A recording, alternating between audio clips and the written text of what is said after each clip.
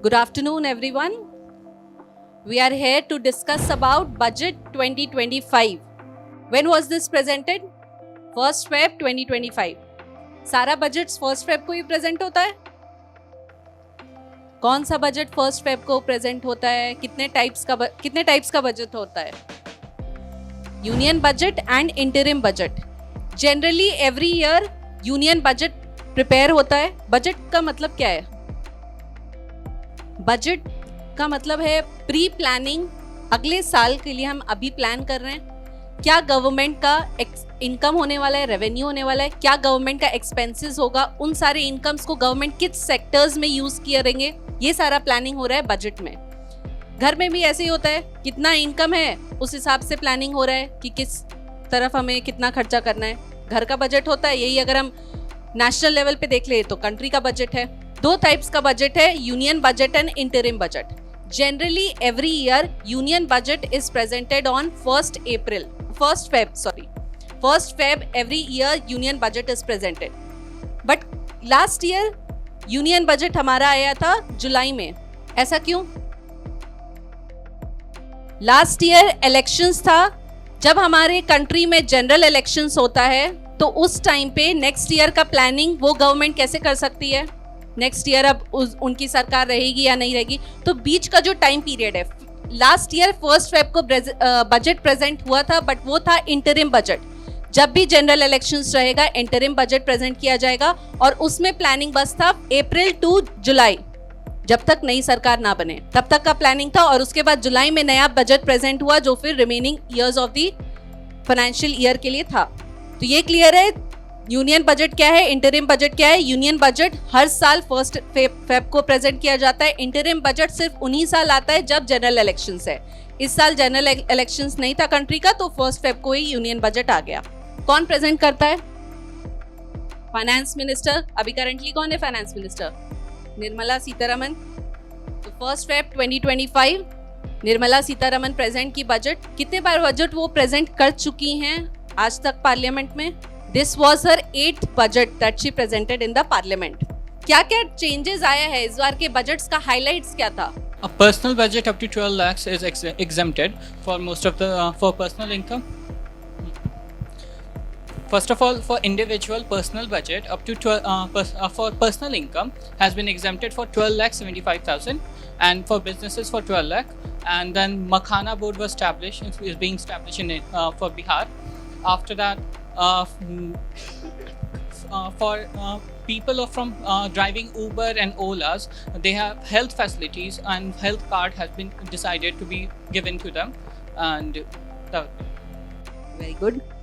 Anything else that you want to add? In this budget, it mainly focuses on the women sector and agriculture sector and youth. And if I talk about in Bihar, the budget is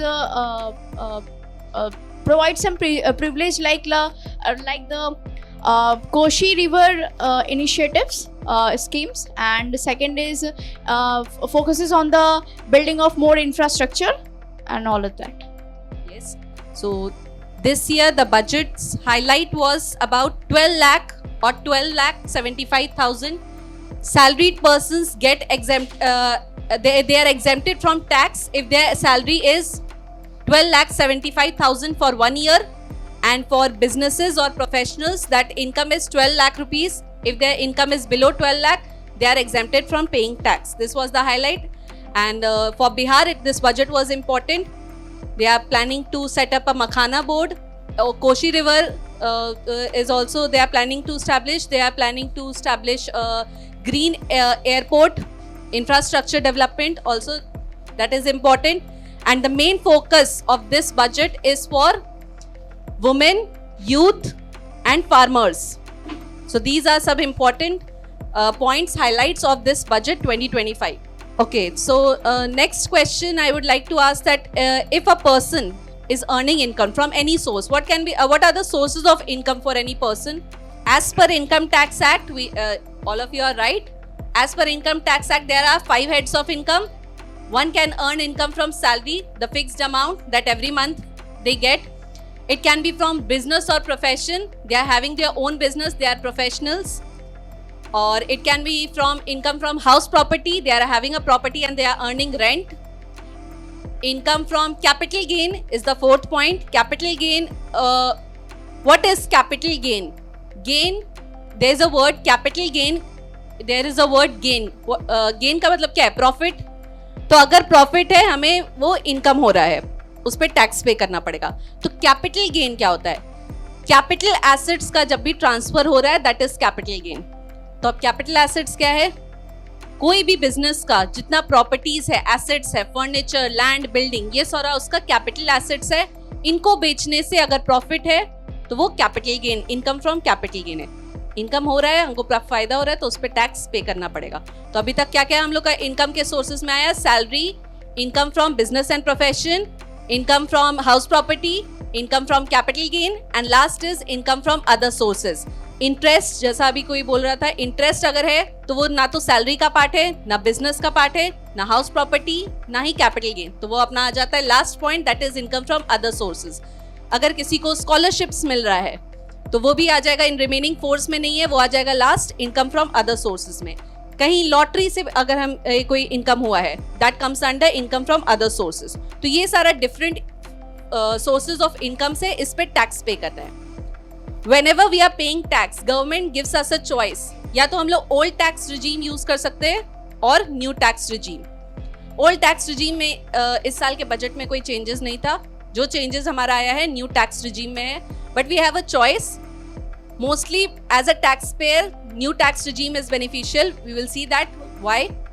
Or old tax regime. First, we should understand that old tax regime में 3 categories में divide किया गया है. Tax slabs बताया गया है कि आपका इनकम इतना से इतना है तो कितना आपको टैक्स पे करना है. बट उसमें भी 3 कैटेगरीज है. First category is individuals. अगर कोई भी 60 ईयर्स से कम का है, जिसका एज बिलो 60 है, उनको कहा जा रहा है इंडिविजुअल्स. उनके लिए अलग टैक्स स्लैब रेट्स है. Second category is senior citizens. अगर किसी का एज 60 to 80 के बीच में है, दे आर सीनियर सिटीजन्स, उनके लिए अलग टैक्स स्लैब रेट्स है. And third category is super senior citizen, people above the age of 80 years. वो आ गए हमारे सुपर सीनियर सिटीजन के कैटेगरी में.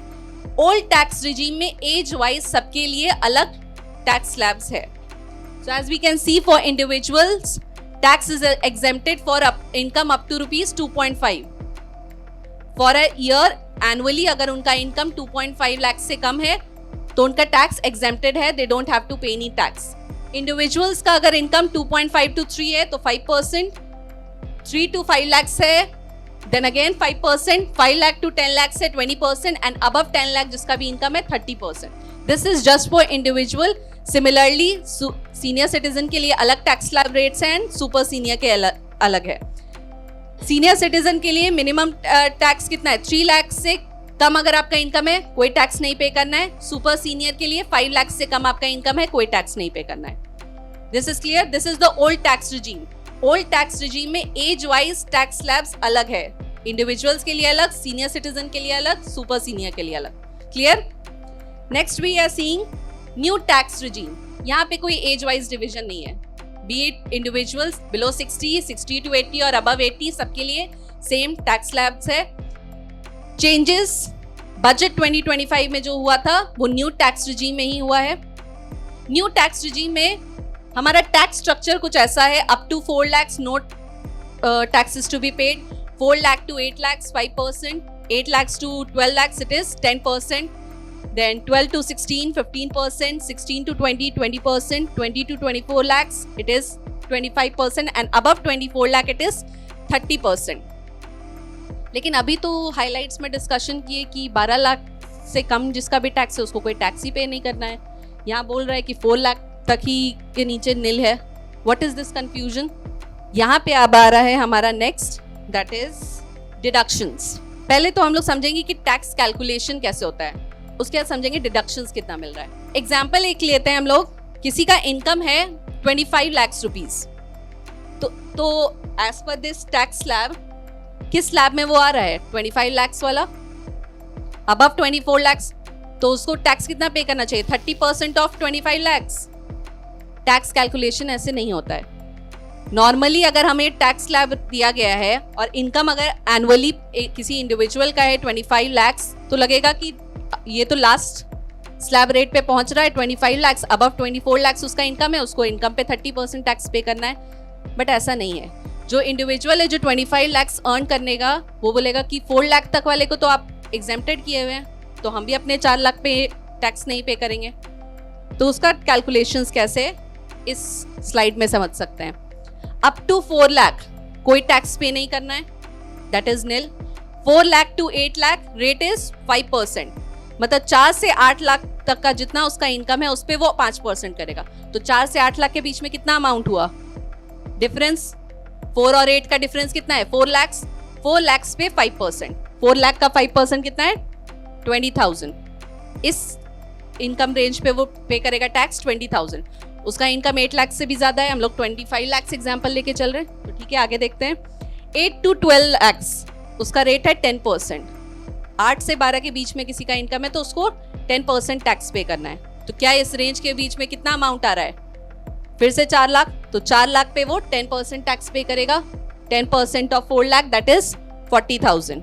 नेक्स्ट रेंज पे फिर पहुंचे हम लोग 12 लाख टू 16 लाख, उसमें टैक्स पे करना है 15%। 12 to 16 में अमाउंट कितना है? 4 लाख, तो 4 लाख पे फिर वो टैक्स पे करेगा 15%। 15% of 4 lakh that is 60,000। Next rate is 16 lakh to 20 lakh, amount is उस पे टैक्स कितना पे करेगा? 20%। 20% of what amount? The difference 16 to 20 में अमाउंट का डिफरेंस कितना है? 4 लाख, तो 4 लाख का वो 20% पे करेगा। 4 लाख का 20% कम्स टू 80,000। अभी उसका इनकम 25 तक जाना है, तो ठीक है। 20 to 24 लाख पे कितना है? 25%। Similarly 25% of what amount? The difference. 4 lakh 25% of 4 lakh that is 1 lakh. अब उसका इनकम कितना है? अबव 24 लाख उसको पे करना है 30%। अबव 24 लाख उसका इनकम कितना है? 1 लाख। उसका इनकम है 25 लाख और as per income tax slab 24 lakhs and above income tax is to be paid 30%। तो 24 and 30 के बीच में कितना अमाउंट आया? 1 लाख डिफरेंस। तो 30% of 1 lakh, 30% of 1 lakh comes to 30,000। ये अब उसका हुआ कि इतना वो टैक्स पे करेगा। ऐसा कभी नहीं होगा कि 25 लाख इनकम है तो 25 लाख का 30%, नहीं। 4 to 8 के लिए 5% है, 8 to 12 के लिए 10% एंड लाइक दैट। टोटल उसका टैक्स कितना है अभी? 3,30,000। 3,30,000 में एक और एक्स्ट्रा चार्जेस ऐड होता है that is known as health and education cess. Old tax regime रहे या new tax regime, health and education cess is constant, 4% pay करना है। तो 4% ऑफ व्हाट अमाउंट? 25 लाख। जितना उसका अभी तक टैक्स बना है, जितना टैक्स बना है 3,30,000, उसका 4% हेल्थ एंड एजुकेशन सेस में पे किया जाएगा।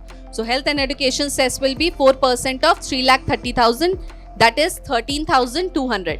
सो total tax payable becomes 3,30,000 plus 13,200 that comes to 3,43,200। This is how tax is calculated. But the problem here was कि अभी हमारा हाइलाइट्स में डिस्कशन हुआ कि 12 लाख तक तो कोई टैक्स नहीं पे करना था, तो उसका क्या सिचुएशन है, कैसे रिबेट मिल रहा है? So let's understand that. There is no income tax on average monthly income of 1 lakh. 12 lakh रुपए अगर पर एनम, एक साल का 12 लाख है, मतलब पर मंथ वो 1 लाख रुपया ऑन एन एवरेज अर्न कर रहा है। किसी का इनकम अगर 12 लाख रुपया साल का है, 1 लाख रुपया पर मंथ का है, तो that person gets a deduction. जिसका 12 लाख से ज्यादा है उसको ये डिडक्शन नहीं मिल रहा है, सिर्फ 12 लाख तक वाले को ये डिडक्शन मिल रहा है। कितना है? This is due to 60,000 rebate of under section 87A। 87A में डिडक्शन मिल रहा है। जैसे ही आप हम जब इनकम टैक्स रिटर्न फाइल करेंगे, इनकम वहां पे मेरा 12 लाख आया, ऑटोमेटिकली ये एज पर 87A 60,000 कैलकुलेट होगा। देख लेते हैं 12 लाख तक में कितना इनकम टैक्स हो रहा था। अप टू 4 लाख कोई टैक्स नहीं था। 4 लाख टू 8 लाख 20,000 था। 8 lakh to 12 lakh it was 40,000। So 0 plus 20 plus 40 that comes to 60,000। किसी का अगर साल का इनकम 12 लाख रुपए है तो उसका टैक्स कितना बनता है? 60,000 and as per section 87A 60,000 का आपको रिबेट मिल गया है। Only when you are having a income of 12 lakh. जैसे ही 12 लाख से ज्यादा हुआ आपको ये रिबेट नहीं मिल रहा है। This point is clear? क्यों अब टैक्स स्लैब में 4 to 8 लाख का दिया गया है, 5% पे करना है, 8 to 12 का 10% देना है। क्यों? जिसका 12 लाख से ज्यादा होगा वो उस हिसाब से टैक्स पेमेंट करेगा। सेकेंड पॉइंट है says that the new tax regime exempts salaried individuals from paying taxes on earning up to 12.75। Normally अगर कोई बिजनेस कर रहा है, कोई प्रोफेशनल है, डॉक्टर्स हैं, लॉयर्स हैं, उनका इनकम 12 लाख तक ही एग्जेम्प्टेड है, बट सैलरीड पर्सन्स को 75,000 एडिशनल मिल रहा है because they get a standard deduction of 75,000। तो 12 लाख तो आपको 60,000 वाला रिबेट मिल ही रहा है, सैलरीड पर्सन को एडिशनल 75,000 का डिडक्शन मिल रहा है। तो अगर कोई सैलरीड पर्सन है 12,75,000 पर एनम अर्न कर रहा है तो उसको कोई टैक्स नहीं पे करना है। नॉर्मली अगर कोई बिजनेसमैन है, प्रोफेशनल है, तो उसके लिए एग्जेम्पशन लिमिट है 12 लाख, सैलरीड पर्सन के लिए है 12,75,000। Clear? Third point, income from long term capital gain, short term capital gain and other sources are not eligible for this rebate. अभी हम लोग कैपिटल गेन का बात की है। इनकम का 5 सोर्सेज है, heads of income as per income tax act बोला 5 टाइप का आपका इनकम हो सकता है। सैलरी, इनकम फ्रॉम बिजनेस और profession, capital gain, house property and last other sources. जो इन 4 में नहीं आया वो अदर सोर्सेज में गया। कैपिटल गेन क्या है? Gain, profit which we are earning by selling our capital assets. Asset को सेल किया, उससे प्रॉफिट हुआ तो वो मेरे लिए हो गया कैपिटल गेन। एसेट खरीदे थे, कोई हम लैंड खरीदे थे 5 लाख में, 2 साल बाद उसको सेल कर रहे हैं हम 12 लाख में, तो डिफरेंस हुआ, प्रॉफिट हुआ। इन्वेस्टमेंट हम किए 5 लाख का, उससे अर्निंग्स हुआ 12 लाख का, 7 लाख का प्रॉफिट है, अब उस 7 लाख पे टैक्स पे। That is income from capital gain. अब ये जो इनकम हुआ है, ये प्रॉफिट जो अर्न किए हैं, ये 2 टाइप्स का होता है। कैपिटल गेन में भी 2 types, long term capital gain और short term capital gain. Long term के लिए है कि अगर 36 मंथ से ज्यादा हम लोग कोई एसेट को रखे हैं अपने पास, यूज किए हैं और तब हम उसको सेल कर रहे हैं, that becomes long term capital gain. और अगर 36 मंथ से कम हम यूज करके सेल कर रहे हैं, that is short term capital gain. Clear है? 36 मंथ से कम यूज है शॉर्ट टर्म के लिए है, 36 मंथ से ज्यादा लॉन्ग टर्म के लिए। तो कोई भी लॉन्ग टर्म कैपिटल गेन हो या शॉर्ट टर्म कैपिटल गेन हो, उनके ऊपर ये 12 लाख वाला लिमिट नहीं लगेगा। अगर किसी इंडिविजुअल को इनकम फ्रॉम कैपिटल गेन हो रहा है और उसका 12 लाख या उससे कम है तो उसको ये एग्जेम्पशन नहीं मिल रहा है। जो टैक्स स्लैब हम लोग देखे 4 लाख टू 8 लाख, 5%, 8 to 12, 10%, उसको टैक्स पेमेंट करना पड़ेगा। ये 60,000 वाला रिबेट उसको नहीं मिल रहा है। दूसरा किसको नहीं मिल रहा है? Income from other sources, lottery से पैसा आया हो, इंटरेस्ट अर्न किए हो, डिविडेंड्स अर्न किए हो, इन अगर सोर्सेज का इनकम है अदर सोर्सेज में है तो वो भी 60,000 का रिबेट अर्न नहीं करेगा। क्लियर है यहाँ तक? अब एग्जाम्पल लेते हैं। ये तो हम लोग 25 लाख वाला है कि समझे कैसे टैक्स कैलकुलेट होगा। कोई सैलरीड पर्सन है, सैलरीड पर्सन नहीं, कोई प्रोफेशनल बिजनेसमैन है। एक पर्सन है जिसका इनकम था पूरे साल का 12 लाख रुपया और वहीं दूसरा बिजनेसमैन था, उसका था 12,10,000। इनकम में कितना का डिफरेंस है? 10,000 रुपए का। एक इंसान कमा रहा है 12 लाख, दूसरा कमा रहा है 12,10,000। 12 लाख वाले को तो पूरा 60,000 का रिबेट मिल गया as per 87A, section 87A। लेकिन अगर किसी का इनकम 12 लाख से 1 रुपया भी ज्यादा हुआ, उसको ये डिडक्शन नहीं मिलेगा। तो ये 12,10,000 वाले को स्टार्टिंग से पूरा टैक्स पे करना पड़ेगा। तो देखते हैं पहले उसका 12,10,000 वाले का टैक्स कितना होगा। Up to 4 lakh no tax, 4 lakh to 8 lakh 5%। तो 5% ऑफ द डिफरेंस अमाउंट। अभी हम लोग देखें 4 लाख और 8 लाख के बीच में डिफरेंस कितना है? 4 लाख का। 4 लाख पे 5%, that is 20,000। 8 lakh to 12 lakh is 10%. तो what is the difference? 8 to 12, 4 lakh rupees, 10% of 4 lakh, that is 40,000. 8 to 12 हुआ, फिर 12 to 12.10, क्योंकि उसका इनकम तो 12,10,000 ही था, तो 12 to 16 नहीं लेंगे, बस 12 से 12,10,000 है। उस पर उसको टैक्स कितना पे करना है? 15%। डिफरेंस अमाउंट कितना है? 15% किस अमाउंट पे? डिफरेंस पे 10,000 पे। 10,000 पे 15% वो टैक्स पे करेगा, विच कम्स टू 1,500। तो टोटल उसका टैक्स कितना बन रहा है? 61,500। 12 लाख वाले को 1 रुपया भी टैक्स नहीं देना है। 12,10,000 वाला 10,000 बस उसका इनकम ज्यादा है, उसको टैक्स पे करना पड़ेगा पूरे उसके इनकम पे। टोटल उसका टैक्स बन गया 61,500। This is not fair. तो अब इसके लिए एक नया प्रोविजन है गवर्नमेंट का, दैट इज मार्जिनल रिलीफ।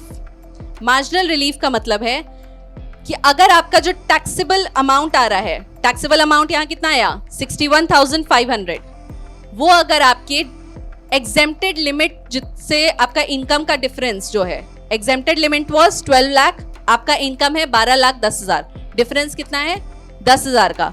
अगर आपका इनकम का एग्जेम्प्टेड लिमिट से जो डिफरेंस है 10,000 वो कम है और टैक्स आपको ज्यादा पे करना पड़ा है, तो आपको मार्जिनल रिलीफ मिलेगा।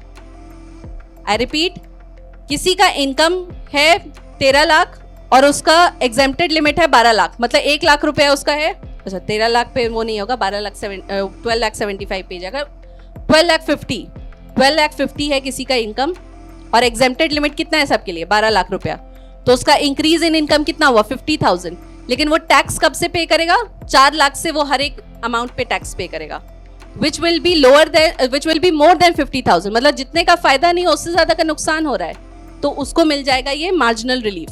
यहाँ पे भी यही हुआ, उसको फायदा हुआ था, उसका इनकम 10,000 रुपए से ज्यादा था लेकिन टैक्स में उसका 61,000 जा रहा है, तो जितने का फायदा नहीं उससे ज्यादा नुकसान है, कोई इंक्रीमेंट नहीं चाहेगा, तो उसके लिए ये आया है मार्जिनल रिलीफ। मार्जिनल रिलीफ कह रहा है कि जितना आपका डिफरेंस है एग्जेम्पशन लिमिट से, जितना आप ज्यादा है अमाउंट है, कितना ज्यादा है 10,000 रुपया, 10,000 रुपया एज टैक्स आप पे कर दीजिए। क्लियर है? ये बात चलेगा 12,75,000 तक, क्योंकि वहीं तक वो डिफरेंस आता है। 12,75,000 पे अगर हम लोग इस प्रोसीजर के हिसाब से इंटरेस्ट टैक्स कैलकुलेट करेंगे, that will come to 75,000 rupees.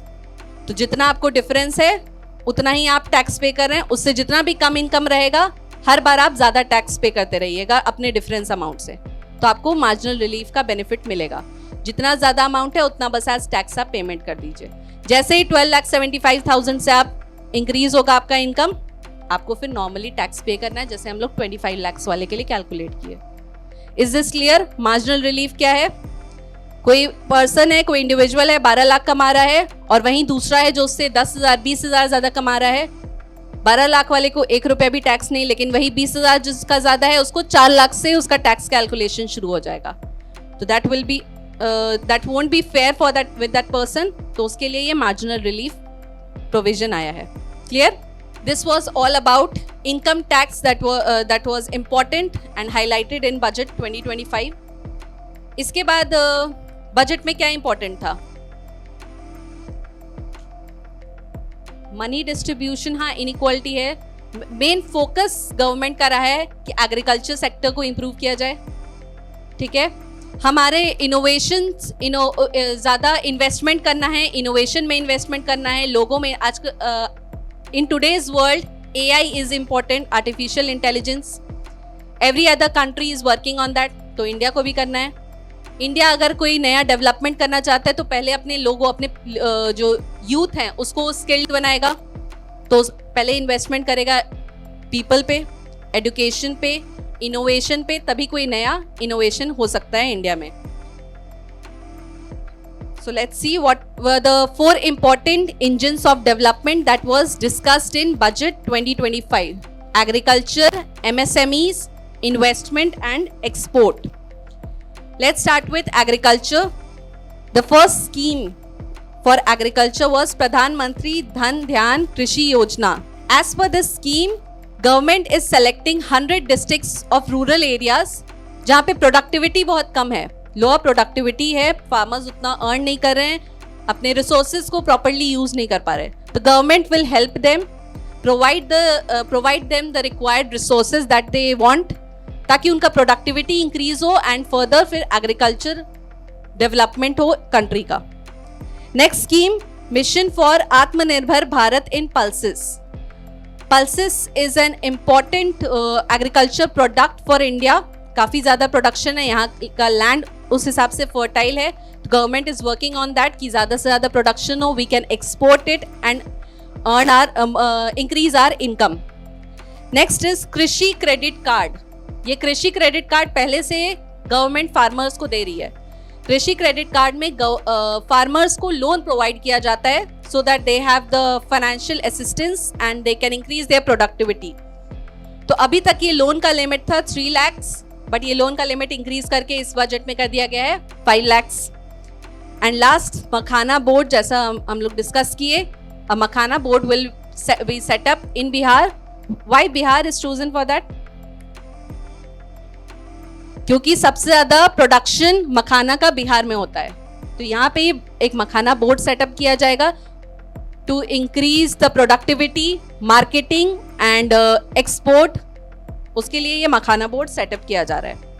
These were some important points about agriculture. Next is MSME, micro, small and medium enterprises. जो small businesses हैं, startups हैं, government का financial assistance उनको required रहता है, तो government उनके लिए schemes लाई है, कैसे उसको assist करेंगी। First is revision in classification criteria for MSMEs. MSME में अभी तक गवर्नमेंट जितना इन्वेस्ट कर रहा था उसमें इन्वेस्टमेंट अमाउंट में 2.5 टाइम्स ज़्यादा इन्वेस्टमेंट अब किया जाएगा, और जितना अभी तक उससे टर्नओवर हो रहा था, इट इज़ एक्सपेक्टेड कि जैसे ही इन्वेस्टमेंट इंक्रीज किया जाएगा टर्नओवर उसका इंक्रीज होगा बाय 2 टाइम्स। तो this is the plan, this is the budget to increase the investment and eventually to increase the turnover from MSMEs. Next is credit cards for micro enterprises. जैसे farmers के लिए credit card scheme था, financial support उनको provide किया जा रहा था, similarly MSMEs के लिए भी फाइनेंशियल स्कीम है। 5 लाख का उनको क्रेडिट कार्ड स्कीम मिला है। Loan they can take loan from the government, they can register at Udyam portal. Next is scheme for first time entrepreneurs. कोई अगर पहली बार बिजनेस करने आ रहा है तो गवर्नमेंट उसको गाइड करेगा, फाइनेंशियल हेल्प प्रोवाइड करेगा, but it is only for women and people from scheduled tribes and scheduled committees. सिर्फ इन लोगों के लिए ये स्कीम है कि फर्स्ट टाइम एंटरप्रेन्योर्स है, उन्हें फाइनेंशियल असिस्टेंस प्रोवाइड किया जाएगा up to ₹2 crore for the next 5 years।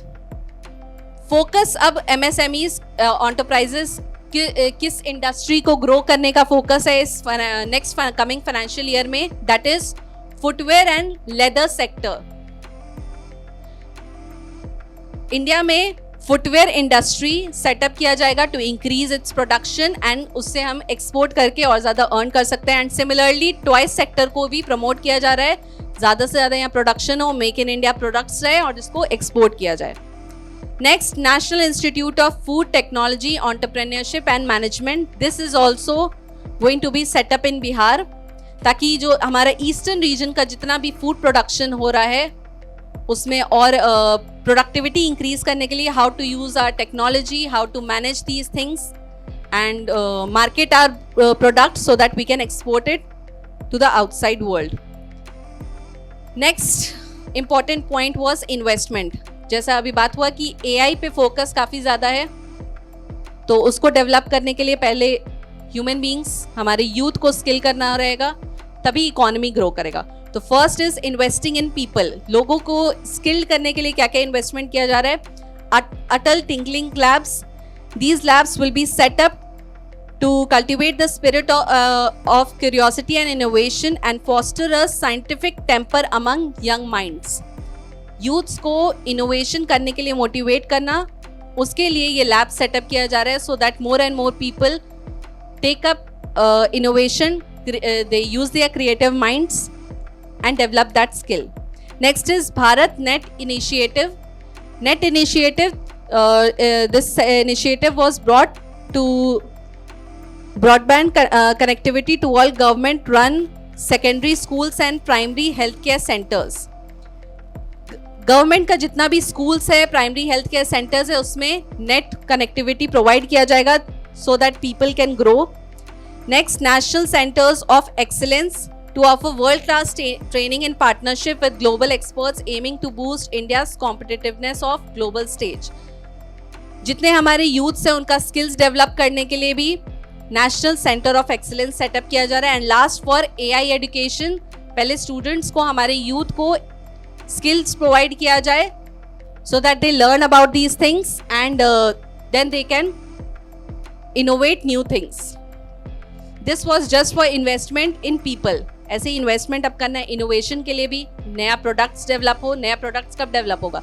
जब ज़्यादा से ज़्यादा रिसर्च हो कंट्री में, तो रिसर्च इंस्टीट्यूट सेटअप किया जाएगा, उसके लिए फंडिंग दिया जा रहा है. जितने बिग इंस्टीट्यूशंस हैं हमारी कंट्री के, IITs एंड IISCs, उसके लिए फेलोशिप्स प्रोवाइड किया जा रहा है, so that youths are motivated to do more research and innovation work. Next is innovation, investing in economy. Economy को boost करने के लिए भी investment करना है. Tourism industry ऐसा है जिसमें investment करना है, उससे employment increase होगा, economy का growth होगा. तो top 50 tourist destinations को select किया जाएगा and उसको develop किया जाएगा so that more and more people come there and tourism industry gains from that. Greenfield Airport in Bihar, a new airport would be set up over here. Greenfield Airport का मतलब environment friendly airports. Development तो हमारा हो रहा है, but साथ ही साथ environmental degradation भी काफ़ी ज़्यादा हो रहा है. Pollution is increasing. Any example of a greenfield airport in India? Bangalore Airport नया बना है. The whole airport is made up of bamboo. Bamboo sticks use किया गया है to make it environment friendly. Next important sector is nuclear energy mission for Viksit Bharat. Nuclear energy में investment किया जाएगा to boost our economy. What is the vision of Viksit Bharat? What is Viksit Bharat? When is government planning to achieve this aim? कि 2047, when we complete 100 years of our independence, government plans to make India the most developed country or most developed country of the world. So that is the vision. As per that vision, energy mission schemes are being started. For development, till now insurance sector में जो भी foreign investors थे, they had just 74% of share. But now in order to increase more foreign investments in the country, the share percentage has been increased from 74% to 100%. So this was some important highlights about budget.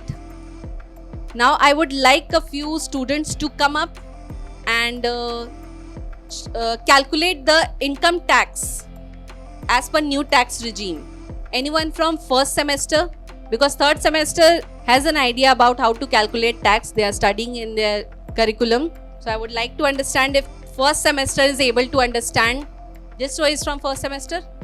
If a person has an income of 30 lakhs per annum, एक साल में 30 लाख रुपया कमाया है, so how will we calculate his tax? You know the tax structure that we discussed right now? It's very easy. This time the tax structure is quite easy. हर 4 लाख पे difference है. 0 to 4 lakhs, no tax. 4 to 8, 5%. 8 to 12, 10%. Rate में 5% increase and her amount पे 4 lakhs का है. Okay, you write it over there. I'll help you. 0 to 4 lakhs, it's nil. Next, what will be? 4 lakh difference. 4 lakh difference, I said. Above 24 lakh. This is the tax structure. New tax structure decided in budget 2025. So as per this structure, if a person has an income of 30 lakhs per annum, salaried income, what will be his tax amount? 30% of 30 lakh?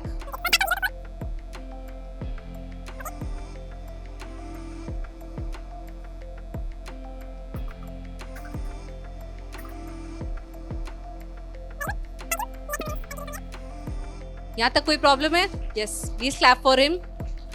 First semester student was able to do this. Any problem till here? क्यों वो 4 lakhs पे ही 5% calculate हुआ है? Tax slab था 4 lakh to 8 lakh पे 5%. तो 4 और 8 के बीच में कितना अमाउंट है? 4 लाख रुपीस. तो 4 लाख पे 5%, that is 20,000. So after this, first semester student, after this he has done till 4 to 8 lakhs. Next step.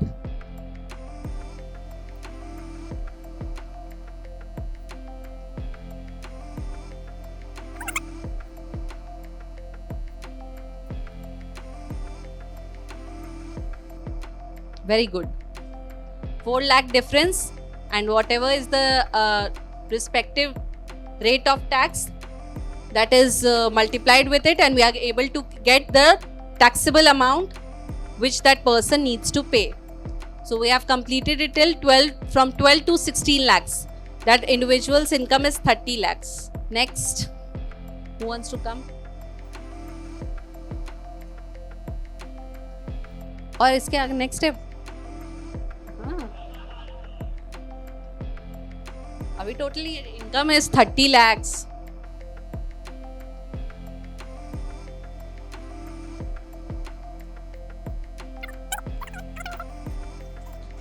Very good. Next, who is coming to calculate the last step? So above 24 lakhs, it's what is the rate? 30%. Above 24 lakh, his income is 30 lakhs. 24 to 30 lakh, 30%. So the difference amount is 6 lakh. 30% of 6 lakh. 1 lakh 80. What will be the total? Total tax 4 lakh 80,000. Okay. Says okay. Add it. After adding all the taxable amounts, 20 plus 40, 60, 80 and 1 lakh and 1 lakh 80. The total taxable amount is 4 lakh 80,000. And we will add health and education cess, that is 4%. 4% of what? 30 lakh. The amount, taxable amount, that is 4 lakh 80,000. 4% of 4 lakh 80,000. 19,200. So the total tax payable by this individual is 4 lakh 99,200. Any problem? This is how it's calculated. Okay, so that's all for today.